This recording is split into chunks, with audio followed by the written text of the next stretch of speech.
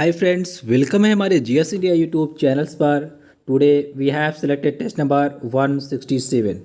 Friends, ये हमारा test number 167 है। इस पे बात करेंगे, काफ़ी इंपॉर्टेंट टॉपिक है हमारा सामुदायिक स्वास्थ्य नर्सिंग, कम्युनिटी हेल्थ नर्सिंग के बारे में कुछ इंपॉर्टेंट क्वेश्चन लिए जो अक्सर एग्जाम्स में पूछे जाते हैं। मोस्टली इन क्वेश्चनों में से हम ज़्यादातर क्वेश्चनों का रिविजन्स करेंगे। कुछ पॉइंट आपके लिए इंपॉर्टेंट होंगे जो काफ़ी इंपॉर्टेंट है, आपके लिए एग्जाम्स में पूछे जा सकते हैं, ठीक है, इन फ्यूचर। और पूछे गए क्वेश्चन है ज़्यादातर जो लिए है क्वेश्चन। ओके, ये क्वेश्चन ऑल स्टेट के नर्सिंग एग्जाम्स, जितने भी ऑल स्टेट के CHO exams, ANM exam, staff nurse exams, ANM JNM सभी के लिए, BSc nursing, post BSc nursing, entrance exam सभी के लिए हेल्पफुल होंगे। Okay, UPNHM, MPNHM, UPCHO, MPCHO, Rajasthan, Bihar, Punjab, Haryana, Chandigarh, Jammu Kashmir, BFUHS की जो भी वैकेंसियाँ आई हैं, और PGI, AIIMS nursing, CRPF nursing सभी के लिए समान रूप से उपयोगी क्वेश्चन है। अपनी स्क्रीन पर आप दे सकते हैं। ESIC, MP NHM, CRPF, army, Bihar NHM, Rajasthan सभी के लिए समान रूप से उपयोगी क्वेश्चन है। ओके, और हाँ, रीजनिंग पढ़ने के लिए हमारे दूसरे चैनल्स पे आप जाएं, नीचे डिस्क्रिप्शन बॉक्स में आपको लिंक मिल जाएगा या आपको नोटिफिकेशन मिल जाएगा, ठीक है, तो आप वहां पर जाके रीजनिंग पढ़ सकते हैं। अब हम क्या करेंगे, डेली आपको जो रीजनिंग्स पढ़ाएंगे उसी चैनल्स पे पढ़ाएंगे, जीएस इंडिया रिसर्च सेंटर पर, ठीक है। यहाँ पर हम ओनली नर्सिंग पढ़ाएंगे आपको, तो इसलिए सभी से रिक्वेस्ट है कि रीजनिंग्स पढ़ने के लिए सभी लोग वहाँ पर हम काफ़ी अच्छे डिटेल से कवर करें, और वीडियो भी अपलोड हो चुका है आज का, तो आप सभी लोग जाएं वहाँ पर जरूर रीजनिंग पढ़ना इसको पढ़ने के बाद, ठीक है। ये कम्युनिटी हेल्थ नर्सिंग की पढ़ने के बाद आप क्या करना, सभी लोग जरूर रीजनिंग पढ़ना। काफ़ी इंटरेस्टिंग क्वेश्चन लिए हमने यहाँ पर, देखे क्वेश्चन नंबर फर्स्ट है आपकी स्क्रीन पर। क्वेश्चन नंबर फर्स्ट पढ़े और अपने आंसर बताएं। ज़्यादा से ज़्यादा क्वेश्चन का रिविजन करेंगे, इसलिए सभी लोग अपने आंसर जरूर बताएं। लास्ट में बताएं आपने कितने क्वेश्चन सही किए। क्वेश्चन नंबर फर्स्ट, माता के दूध में पाया जाने वाला इम्यूनोग्लोबिन कौन सा है? What is the immunoglobin found in mother's milk? क्या होगा इसका right answer? Most appropriate answer आपको बताना है, जो मोस्ट अप्रोप्रिएट है ऑप्शन जो दिए गए हैं, ठीक है। क्या होगा इसका राइट आंसर? कमेंट करें अपना आंसर। ऑप्शन सी इसका राइट आंसर है। क्या? Option C, IgA.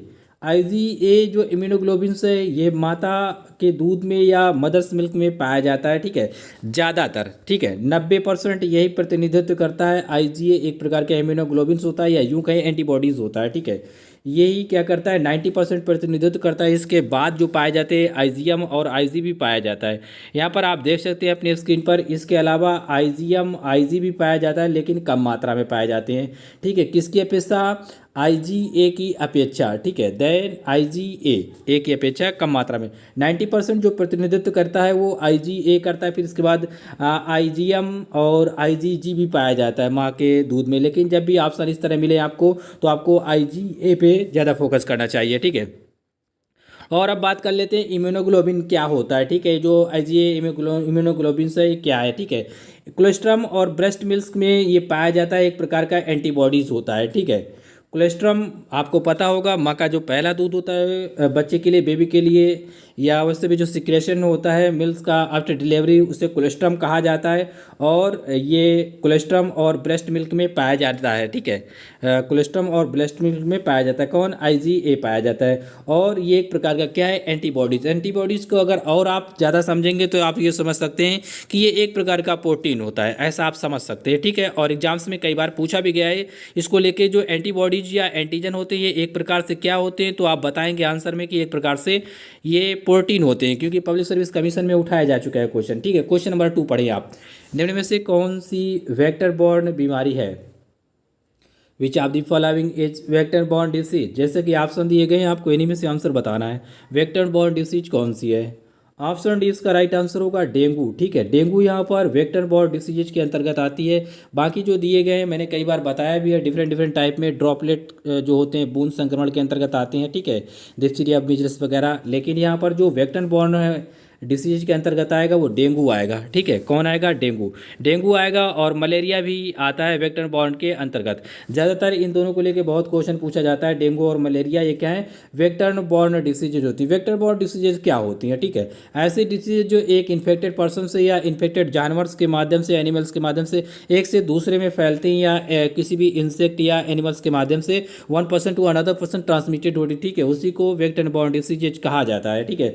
जैसे कि एग्जाम्पल पे यहाँ पर डेंगू और मलेरिया ये क्या है, एक प्रकार के एनिमल्स या इंसेक्ट के माध्यम से, जैसे कि मच्छर के माध्यम से फैलने वाली बीमारी है। ठीक है, चलिए चलते हैं नेक्स्ट क्वेश्चन में। क्वेश्चन नंबर है आपकी स्क्रीन पर 3 नंबर पढ़े फिर आंसर बताएं। डॉट्स इनमें से किसका इलाज है? Which of the following is the treatment of the dots? क्या है इसका राइट आंसर? ऑप्शन बी इसका राइट आंसर है ट्यूबरकुलोसिस। ट्यूबरकुलोसिस लिखा हो या टपेडिक लिखा हो, हिंदी में क्या लिखा जाता है? टपेडिक इस तरह लिखा मिलेगा आपको एग्जाम्स में, जो भी हिंदी मीडियम से हैं हिंदी में लिखेंगे और इंग्लिश में भी लिखेंगे। ठीक है, ट्यूबरकुलोसिस। डॉट्स एक प्रकार की थेरेपी होती है जो इस्तेमाल की जाती है ट्यूबरकुलोसिस के लिए। ठीक है, WHO के द्वारा प्रमाणित होते हैं और काफ़ी ये आधुनिक पद्धति मानी जाती है टीबी ट्रीटमेंट के लिए। ठीक है, यहाँ पर आप देख सकते हैं dots directly of the treatment short course, ये डॉट्स का पूरा नाम होता है। एग्जाम्स में एक बार NHM में पूछा गया था, यूपी NHM में क्वेश्चन में पूछा गया था, जो डॉट्स होता है, डॉट्स में टी का मतलब क्या होता है? ट्रीटमेंट या ट्रीटी अलग अलग करके दिया जाता है, तो आपको ध्यान रखना है। S फॉर होता है, S का मतलब शॉर्ट कोर्स होता है, एक साथ लिखा जाता है, हाइफेन लगा के लिखा जाता है। ठीक है, directly observe treatment short course, D से डायरेक्टली, O से ऑब्जर्व, T से ट्रीटमेंट और S से ये पूरा माना जाता है शॉर्ट कोर्स। ठीक है, तो आपको ध्यान रखना चाहिए ये सभी पॉइंट। क्वेश्चन नंबर आपकी स्क्रीन पर 4, पढ़े आंसर बताएं। MTP एक्ट किस वर्ष पारित किया हुआ था या किया गया था? In which year was the MTP act passed? क्या है इसका राइट आंसर? ऑप्शन सी इसका राइट आंसर है 1971 में, 1971 में MTP एक्ट पारित किया गया था। ठीक है, 1971 में लागू हुआ था, 1972 में, लेकिन ज़्यादातर जो क्वेश्चन पूछा जाता है वो इसके पास्ट को लेके पूछा जाता है, कब पारित हुआ था, किस सन में पारित हुआ था। तो आप हमेशा आंसर ज़्यादातर मार्क करेंगे आप 1971। ठीक है, ये पारित हुआ था या बिल ये पास किया गया था। ठीक है, पास हो गया था। ठीक है, 1971 में, 1971 में। MTP का मतलब होता है मेडिकल टर्मिनेशन ऑफ प्रेगनेंसी। क्या मतलब होता है? Medical termination of pregnancy. ध्यान रखना चाहिए आपको, फुल फॉर्म यहाँ पर मेंशन भी है और आप इसे याद भी रखिए। क्वेश्चन नंबर है आपकी स्क्रीन पर 5 नंबर आप पढ़े फिर आंसर बताएं। क्वेश्चन नंबर 5 पे पूछा गया है ट्यूबरकुलिन टेस्ट रीड किया जाता है, आपको बताना है कितने घंटे के अंदर या कितने घंटे के आसपास रीड किया जाता है। आपको इसमें मोस्ट अप्रोप्रिएट आंसर बताना है। ऑप्शन लगभग कई ऑप्शन मिल सकते हैं, इससे मिलते जुलते होंगे, लेकिन क्या करना है आपको इसमें मोस्ट अप्रोप्रिएट आंसर बताना है। ट्यूबरकुलिन टेस्ट इज रीड आपको बताना है यहाँ पर क्या होगा इसका राइट आंसर। कई बार बताया भी है ट्यूबरकुलिन जो टेस्ट होता है किस लिए किया जाता है, मॉन्टैक्स टेस्ट और ट्यूबरकुलिन टेस्ट क्या होते हैं, किस लिए किए जाते हैं, मैंने कई बार बताया टीबी के लिए किया जाता है, ट्यूबरकुलोसिस के लिए। ठीक है, ऑप्शन सी इसका मोस्ट अप्रोप्रिएट आंसर है 72 आवर्स, ये आइडल माना जाता है। ठीक है, ट्यूबरकुलिन टेस्ट रीड किया जाता है ये 72 आवर्स के आसपास लगभग में। ठीक है, ये मोस्ट अप्रोप्रिएट आंसर है, सबसे सही आंसर है जैसा कि ऑप्शन में दिए गए। यहाँ पर आप देख सकते हैं, आपकी जानकारी के लिए कुछ बातें मेंशन है, पॉइंट्स में समझे। The result of the test is read after 48-96 betweens. ठीक है, ये 48 से 96 घंटे के बीच में रीड किया जाता है। ठीक है, बट यहाँ पर लिखा है कि but 72 hours third days is ideal, मतलब कि आपको पता है 24 घंटे के लिए एक दिन माना जाता है। ठीक है, 24 आवर्स को वन डे माना जाता है और 24 दूना 48 और 24 तिरके 72 होते हैं, मतलब 24 3 72 आवर्स होते हैं, मतलब तीसरा दिन या रीडिंग का इसका अच्छा माना जाता है ट्यूबरकुलिन टेस्ट का। ठीक है, tuberculin skin test is done for TB के लिए किया जाता है। ठीक है, किसके लिए किया जाता है? ट्यूबरकुलोसिस, या हिंदी में आप याद रखेंगे टपेडिक के लिए किया जाता है ट्यूबरकुलिन टेस्ट। ओके, तो ध्यान रखना है इसका जो मोस्ट अप्रोप्रिएट आंसर है, अगर आपको इस तरह मिल जाए 40 से यहाँ पर जैसे कि मान लो 48 आवर टू 96 या ऐसा लिखा मिलेगा एग्जाम्स में आपको 48 से 72 घंटे, इस तरह हाइफन लगा के दिया जाए, डैश लगा के आपको, तो इसका मतलब है कि 48 से 72 घंटे के बीच में मतलब इसका टेस्ट रीड किया जाता है। लेकिन जब आपको सिंगल आंसर मिले 24 घंटे, 12 घंटे, 72 घंटे, तब आपका आंसर 72 या 72 घंटे सही माना जाएगा, सबसे मोस्ट अप्रोप्रिएट आंसर है। ठीक है, बाकी आपको इस तरह आंसर पे ध्यान रखना चाहिए। 48 से 96 मिलाएगा या तो मिलेगा 48 से मतलब 72, 48 to 72 आवर्स। ओके, इस तरह लिखा होगा। ओके, उम्मीद करता हूँ समझे होंगे आप। क्वेश्चन नंबर आपकी स्क्रीन पर 6, पढ़े फिर आंसर बताएं। क्वेश्चन नंबर 6, एक PSC कितनी जनसंख्या पर होती है? How much population does a PSC have? क्या है इसका राइट आंसर? जैसे कि ऑप्शन दिए गए, इसका जो मोस्ट अप्रोप्रिएट आंसर है ऑप्शन सी है। क्या? 30,000 जनसंख्या पर एक PSC primary health centre establish किया जाता है। ठीक है, प्राइमरी प्राथमिक स्वास्थ्य केंद्र एक एस्टेब्लिश किया जाता है कितनी जनसंख्या पर? 30,000 की जनसंख्या पर। लेकिन ध्यान रखिए ये प्लेन एरिया के लिए होता है। अगर आपसे ट्राइबल्स या हिली एरिया के लिए बात करेंगे तो आप बताएंगे 20,000, ठीक है, कितना? 20,000। तो कई बार एग्जाम्स में इस तरह मिलता है, कितने? 4 जीरो हो गए, 5 जीरो हो गए, सॉरी, एक जीरो कट करेंगे आप यहाँ पे, 4 जीरो इसके लिए, 4 जीरो इसके लिए। 20 से 30,000 पॉपुलेशन को कवर करता है एक पीएससी। लेकिन यहाँ पर 20,000 दिया नहीं गया था ऑप्शन में, तो क्योंकि दोनों कभी नहीं दी जाएंगे। जब भी आपको दोनों मिलेंगे तो आपको इस तरह मिलेंगे। कैसे मिलेंगे? यहाँ पर 20,000 लिखा होगा, ठीक है, और यहाँ पर सॉरी जीरो ज़्यादा हो गए, यहाँ पर 4 जीरो होंगे, ठीक है। 20,000 से 30,000 आपको इस तरह मिलेगा, इस तरह लिखा हुआ मिलेगा। तो आप समझेंगे कि पीएससी के लिए बात हो रही, 20,000 से 30,000 पॉपुलेशन को कवर करता है। लेकिन अगर अलग अलग डिफाइन करेंगे, सेपरेट करेंगे इन्हें, तो जो 20,000 पॉपुलेशन को कवर करता है ये हिली एरिया में एक PSC, hilly area, tribal area, आदिवासी एरिया, रेगिस्तान एरिया, पहाड़ी एरिया, इनमें से 20,000 पॉपुलेशन को कवर करेगा एक पीएससी। अगर प्लेन एरिया होगा, समतल एरिया होगा, तो उसमें जो पॉपुलेशन को कवर करेगा वो 30,000 या 30,000 पॉपुलेशन को कवर करेगा। लेकिन बिटवीन की बात करेंगे तो ये 20K से 30K, इसका मतलब होता है 20,000 से 30,000 के बीच में पॉपुलेशन को कवर करता है। लेकिन यहाँ पर दिया गया था, जनरली जब भी क्वेश्चन पूछा जाता है इसी तरह पूछा जाता है, पीएससी कितनी जनसंख्या पर होती है? 30,000 की जनसंख्या पर होती है, मतलब 20 से 30,000 की जनसंख्या को कवर करती है। उम्मीद करता हूँ समझे होंगे आप जो भी पॉइंट बताए मैंने। यहाँ पर आप देख सकते हैं वही पॉइंट मेंशन है, प्राइमरी हेल्थ सेंटर मतलब PSC covers the population 20 to 30,000। Okay, next question है वेरी वेरी इंपॉर्टेंट क्वेश्चन अब तक का, ठीक है, क्वेश्चन नंबर 7 काफ़ी इंपॉर्टेंट है, पढ़ें फिर आंसर बताएं। ये लिखा है गॉन्स फॉसी। गॉन्स फॉकी दिखते हैं या पाए जाते हैं? किस में पाए जाते हैं, किस में दिखते हैं? जैसा ऑप्शन दिए गए आपको यहाँ पर सिलेक्ट करना है क्या है इसका राइट आंसर। इसका जो राइट आंसर है ऑप्शन सी है। क्या? ऑप्शन सी। हिंदी में नहीं लिखा मैंने इसे, आप अगर लिखना चाहें तो लिख लें, ट्यूबरकुलोसिस या तपेदिक, आप इसे हिंदी में भी मेंशन करेंगे, ठीक है। लेकिन वेरी वेरी इंपॉर्टेंट क्वेश्चन है, क्वेश्चन नंबर 7, क्वेश्चन नंबर 9। ये क्वेश्चन दोनों 2-3 बार उठाए जा चुके हैं एग्जाम्स में, लेकिन मोस्टली स्टूडेंटों ने गलत किए थे इनके आंसर, ठीक है। तो ध्यान रखना है, ये क्वेश्चन काफ़ी इंपॉर्टेंट है। गॉन्स फॉसी किस में दिखते हैं? ये ट्यूबरकुलोसिस या टीबी में दिखते हैं। कुछ डिटेल्स मेंशन है, इसे आप समझ लें गॉन फॉसी के बारे में, ठीक है। ये किस किस तरह से आपको एग्जाम्स में मिल सकता है, यहाँ पर हमने सभी पॉइंट लिखे हैं जो ज़रूरी है आपके लिए।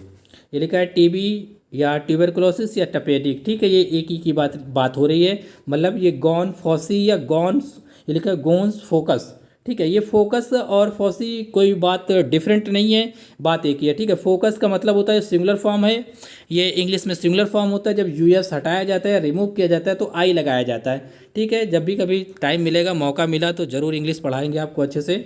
यहाँ पर यूएस जो लगा है, यूएस को हटाने पर आई आ जाता है, ठीक है। ये इंग्लिश का रूल्स होता है, इसलिए ये फोकस और फॉसी डिफरेंट नहीं है। ये सिंगुलर लिखा है, ये प्लुरल लिखा है। इसका मतलब होगा एक गॉन फोकस दिखेगा, इसमें क्या है, इसका मतलब है कि बहुत सारे ऐसे घाव दिखते हैं, ठीक है। गॉन फोकी या गॉन फोकस होता क्या है? फेफड़ों में एक प्रकार का लेजन या घाव हो जाता है, ठीक है। लेजन या घाव हो जाता है फेफड़ों पर, लंग्स पर। जो टीबी होता है, डिसीज या ट्यूबरकुलोसिस होता है, ये मोस्टली या मुख्यतः या मेनली किसे प्रभावित करता है? ये लंग्स को प्रभावित करता है।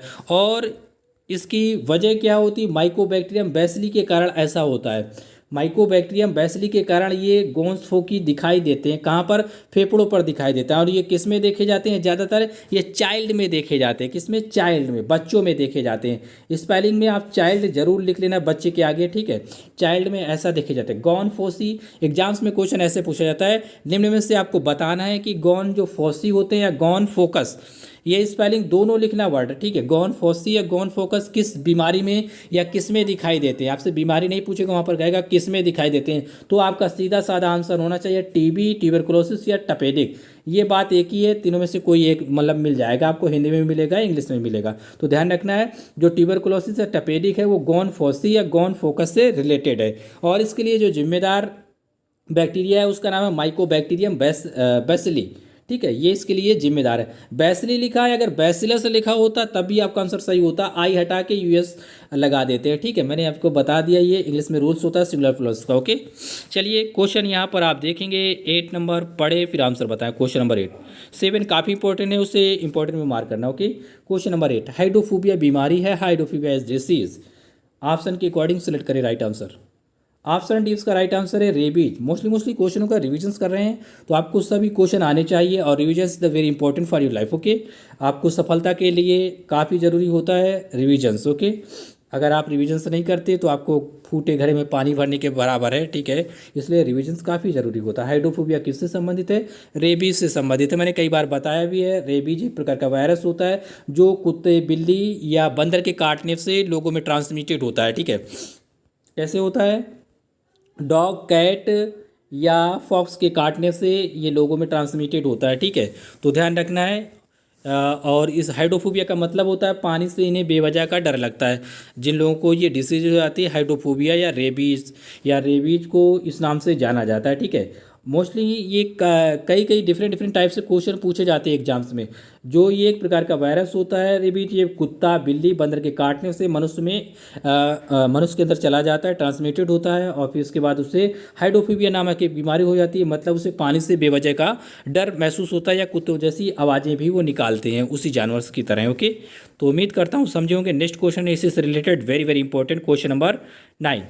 क्वेश्चन नंबर 9 पे पूछा गया रेबीज के मरीज की ब्रेन बायोप्सी पर दिखती है, जैसे कि ऑप्शन दिए गए। Brain biopsy of rabies patient is seen on.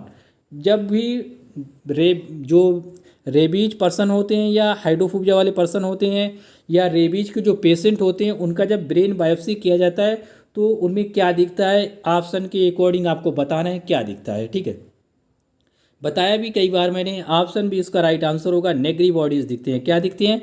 Negri bodies दिखते हैं। पिछले वीडियो में मैंने कई बार इससे डिटेल्स में बात किया है, आप वहाँ पर जाके इसके बारे में डिटेल्स देख सकते हैं। ये मस्तिष्क में दिखाई देने वाले एक प्रकार के नेगरी बॉडीज़ होते हैं, एक प्रकार के छोटे छोटे माइक्रो ऑर्गेनिज्म जैसे ये ऐसे दिखाई देते हैं, ठीक है। जिन पर्सन को, जिस व्यक्ति को क्या होता है, रेबीज डिसीज हो जाती है या रेबीज के पेशेंट होते हैं। ओके, तो आपको ध्यान रखना है जो रेबीज से रिलेटेड है वो निग्रो बॉडीज़ या निगरी बॉडीज़ किससे रिलेटेड है? रेबीज से। ये राजस्थान के सीएचओ एग्जाम्स में क्वेश्चन पूछा जा चुका है, ठीक है। इसके अलावा भी पूछा जा चुका है। ओके, तो ध्यान रखना है आपको। नेगरी बॉडीज़ रेबीज डिसीज में देखने को मिलते हैं जब भी ब्रेन बायोप्सी की जाती है और ब्रेन में दिखाई देते हैं ये।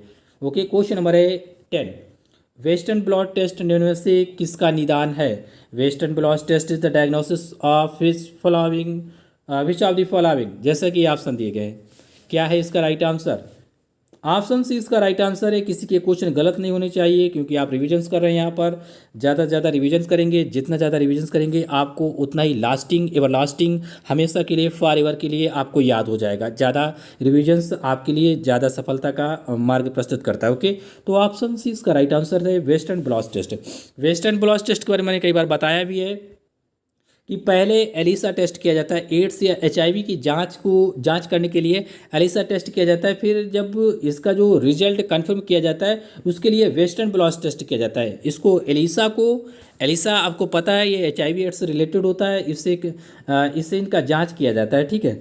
और इसको कंफर्म करने के लिए एलिसा सही है या नहीं तो इसके लिए वेस्टर्न ब्लॉट टेस्ट किया जाता है। कौन सा टेस्ट? Western blot test. इससे 100% कंफर्म हो जाता है कि हाँ वो बंदा एचआईवी पॉजिटिव है या एड्स पॉजिटिव है। ओके, उम्मीद करता हूँ समझे होंगे आप। क्वेश्चन नंबर नेक्स्ट पढ़े यहाँ पर। क्वेश्चन नंबर 11 आपकी स्क्रीन पर। काफ़ी सिंपल है, कई बार बताया भी है। बताएं आंसर इसका। हड्डी तोड़ बुखार निम्न में से है which of the following is a break bone fever. क्या है इसका राइट आंसर? ऑप्शन डी इसका राइट आंसर है डेंगू, ठीक है। ब्रेक बोन फीवर के नाम से या हड्डी तोड़ बुखार के नाम से डेंगू को जाना जाता है। आपको कमेंट बॉक्स में हमें बताना है कि जो डेंगू फीवर हो जाता है उस मच्छर का नाम क्या होता है, ठीक है। जनरली कई बार बताया भी है, इसे डिफाइन भी अच्छी तरह से किया था। ब्रेक बोन फीवर्स जो रिलेटेड है वो डेंगू से रिलेटेड है। ओके, इतनी बात ध्यान रखिए आप। नेक्स्ट एक क्वेश्चन आपकी स्क्रीन पर, ये पिछले लेक्चर्स का क्वेश्चन है। Question number 12। मोस्टली सभी लोगों ने इसका आंसर बताया था। राष्ट्रीय पोषण संस्थान कहाँ स्थित है? ये public service commission, SSC, CGLs, police में क्वेश्चन ये पूछा जा चुका है। इसके अलावा एनएचएम नर्सिंग एग्जाम्स में पूछा जा चुका है question. Where is the national institute of the nutrition located? राष्ट्रीय पोषण संस्थान हिंदी में कहा जाता है। इंग्लिश में national institute of the nutrition या NIN करके पब्लिक सर्विस कमीशन में दिया गया था। हिंदी में ये लिखा था राष्ट्रीय पोषण संस्थान और NIN करके ब्रैकेट में दिया गया था। तो इसका जो राइट आंसर है ऑप्शन सी है। क्या? Option C Hyderabad. क्या बात करेंगे आप इसमें? हैदराबाद इसका राइट आंसर है, राष्ट्रीय पोषण संस्थान। लेकिन एक बात ध्यान रखिए, नोटिस करने वाली बात है, अगर आपसे मान लो कि हैदराबाद ना मिले, क्या है, हैदराबाद ना मिले, स्टेट के नाम दे दिए जाएं, ऐसे नाम होंगे जैसे कि ध्यान दे, मध्य प्रदेश, आंध्र प्रदेश, तेलंगाना, तो आप बताएंगे तेलंगाना। क्या बताएंगे? तेलंगाना। ये तेलंगाना राज्य में आता है, ठीक है। हैदराबाद आंध्र प्रदेश में नहीं आता, ठीक है। ये लेकिन अभी कुछ दिन के लिए कंबाइंड कैपिटल्स है, राजधानी हैदराबाद है। फिर इसके बाद जो आंध्र प्रदेश की राजधानी वो अमरावती प्रस्तावित है। इन फ्यूचर जल्द ही वो वहाँ काम शुरू हो जाएगा और वो उसकी स्थायी राजधानी, परमानेंट राजधानी आंध्र प्रदेश की अमरावती बन जाएगी। लेकिन आंध्र प्रदेश के काफ़ी कार्य हैदराबाद में हो रहे हैं, ठीक है। जो अभी आपको पता था 2 जून 2014 को, 2 जून 2014 को ये आंध्र प्रदेश से तेलंगाना अलग हुआ। ये कई बार एग्जाम्स में पूछा जा चुका है। आंध्र प्रदेश से तेलंगाना किस तिथि को अलग हुआ था, वो कौन सी डेट थी? तो 2 जून थी। क्या डेट थी उसकी भैया? उसकी थी 2 जून 2014 थी, ठीक है, 2014 थी। तो ये ध्यान रखिए आप, ये जो हैदराबाद आता है ये तेलंगाना में आता है। जब भी आपसे ये मतलब कैपिटल्स मेंशन ना किया जाए, सिटी ना मेंशन किया जाए, तो आप तेलंगाना ध्यान रखेंगे। ओके, ये सभी इंपॉर्टेंट पॉइंट थे आपके लिए, जानकारी के लिए भी जरूरी थे, आपको समझना भी चाहिए। नेक्स्ट है क्वेश्चन नंबर आपके स्क्रीन पर 13। क्वेश्चन नंबर 13 पे पूछा गया है, जो टॉर्निकेट टेस्ट किया जाता है किस बीमारी के लिए किया जाता है, किस बीमारी में किया जाता है? In which disease the tourniquet test performed. कई बार बताया भी है, 1-2 टेस्ट में मैंने इसे लिया भी है। आपको बताना है इसका राइट आंसर क्या है। सभी लोग इसका आंसर बताएंगे, उम्मीद करते हैं हम, क्योंकि मैंने बताया भी है। और ज़्यादा से ज़्यादा आप क्वेश्चनों का रिविजन्स किया करेंगे, ठीक है। जो टेस्ट सीरीज आप सॉल्व कर चुके हैं उनका आप रिविजन्स करें, ये आपकी नॉलेज के लिए, आपके ज्ञान के लिए काफ़ी ज़रूरी है। और इन फ्यूचर्स अगर आप किसी भी मेडिकल्स की तैयारी कर रहे हैं या कोई भी क्लिनिक या कहीं भी जॉब करेंगे या पेशेंट को देखना होगा या अपना कोई भी स्टोर करेंगे, तो आपको ये सभी जानकारी आपको होनी चाहिए, ठीक है। क्योंकि ये जानकारी आपके लिए काफ़ी बेहतर है और इन फ्यूचर आपके काम आ सकती है, ठीक है। और यहाँ से आपको बहुत ज़्यादा नॉलेज मिलेगा, ठीक है। तो आप ये क्या करें, जो भी टेस्ट सीरीज आप सॉल्व कर चुके हैं इनको आप दोबारा सॉल्व करें। क्या करें? इन्हें दोबारा सॉल्व करें। आप इधर उधर कॉमेडी देखने या न्यूज़ चैनल देखने से अच्छा है कि आप कोई भी टीचर्स का वीडियो ज़रूर देख लिया करें जिस ब्रांच से आप रिलेटेड है, ठीक है। क्योंकि ये आपके लिए रामबाण होगा और आपकी इम्यूनिटी पावर बढ़ेगी इसी से, ठीक है। ये आपकी इम्यूनिटी पावर बढ़ाने के लिए होते हैं टेस्ट सीरीज, और इससे आपको काफ़ी ज़्यादा नॉलेज मिलेगा, ठीक है। हो सकता है आपको इंटरेस्ट ना आ रहा हो पढ़ने में, हो सकता है आपको इंटरेस्ट ना आ रहा हो पढ़ने में, क्योंकि यहाँ पर कॉमेडी तो की नहीं जाती, ठीक है। हो सकता है इंटरेस्ट ना आ रहा हो, लेकिन फिर भी कोशिश की जाती है आपको ये अच्छा लगे और आपके जीवन में कुछ वैल्यू ऐड करे। ओके, उम्मीद करता हूँ आपको ये समझ में आ गई होंगी सारी बातें। चलिए मिलते हैं नेक्स्ट वीडियो में, तब तक के लिए ta-ta bye bye, thank you, thanks for watching friend. और हाँ, रीजनिंग ज़रूर जाके सभी लोग पढ़ें, क्योंकि सभी के NHM एग्जाम्स में आती है और नॉलेज की भी ज़रूरी है। हमारे दूसरे चैनल्स पे जाना सभी लोग और पढ़ना, डिस्क्रिप्शन बॉक्स में लिंक दे देंगे। Okay, thank you, thanks for watching friend, thank you, bye bye, take care.